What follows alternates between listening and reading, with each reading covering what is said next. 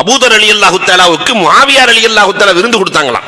5 மாகாணங்களின் அதிபதி முஆவியா ரலியல்லாஹு தஆலா. இப்ப விருந்து எப்படி இருக்கும்?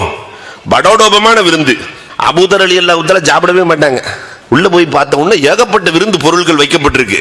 அப்ப முஆவியா ரலியல்லாஹு அப்படி ஒரு பார்வை பார்த்துட்டு இந்த விருந்து பொருட்களை எல்லாம் பார்த்துட்டு சொன்னாங்களா, இந்த விருந்தெல்லாம் அரசாங்க பணத்திலிருந்து செய்ததாக இருந்தால் ஃபன்டசாரிக், உன் கை வெட்டப்பட வேண்டும். இந்த விருந்து உன் சொந்த பணம், உங்க அத்தா பணத்திலிருந்து வந்ததாக இருந்தால் வீண் விரயம் செய்யக்கூடியவர்கள் சைத்தானின் சகோதரர்கள். சைத்தானின் சகோதரர்கிட்ட நான் உட்கார்ந்து சாப்பிட மாட்டேன், அஸ்ஸலாமு அலைக்கும் கிளம்பிட்டார். அதற்கு பிறகு முஆவியா ரலியல்லாஹு தஆலா அழுதார்களாம்.